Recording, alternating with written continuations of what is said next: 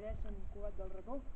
Bueno, el valor humanístic, aviam, tot el que és història té valor i s'ha de preservar, no? La història és important conèixer-la perquè ens ajuda a entendre una mica perquè doncs, som com som en l'actualitat, no?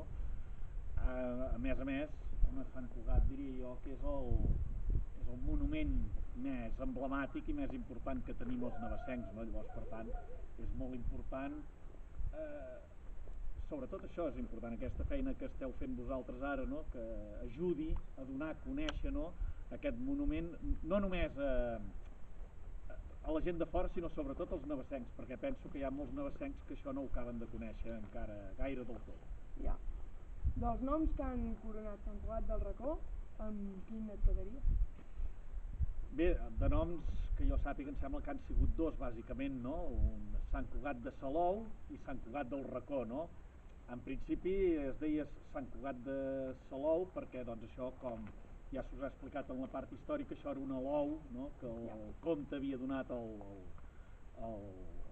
monestir de Ripoll, no? I d'aquí venia això de Salou, no? Que seria una mica allò del salat, que suposo que en català ja heu estudiat una mica, no?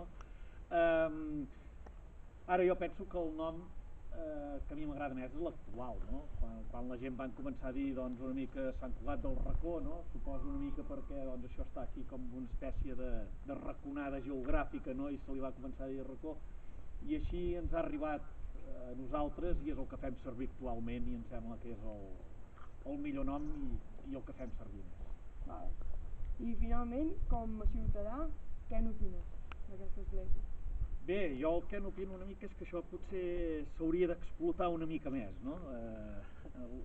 S'hauria de treballar més per donar-ho a conèixer més, per això trobo que aquesta iniciativa que feu està molt bé, no? Això de que... Perquè era una de les coses que jo pensava, no? Aquí venia algú que no venia acompanyat, o del Josep Maria o d'alguna altra persona que ho conegui, clar, arriba aquí i es troba que no hi ha cap mena d'explicació ni hi ha res, no? Llavors penso que amb això que fareu vosaltres, que es pugui trobar aquí una explicació, doncs això ajudarà molt a donar a conèixer, i per tant això ja ho trobo molt interessant.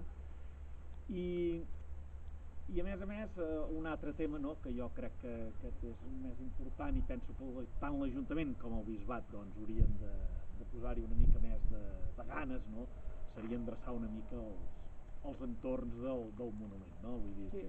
Podeu veure aquí està una mica bastant deixat, aquests coberts que tenim per aquí, clar, aquesta casa d'aquí davant encara ja no hi viu ningú, que es diu Cal Jamilà, que també, clar, li treuen... no llueix tant el monument, no? I quan arribes, depèn del cantó d'on vinguis, si puges del Mujal, quan arribes aquí, doncs, queda l'església una mica amagada i... sí, i queda una mica trist, no? Tot plegat, jo penso que sobretot s'hauria de demanar això, Ajuntament i Bisbat que intentessin fer alguna cosa per endreçar els entorns. Val. Molt bé.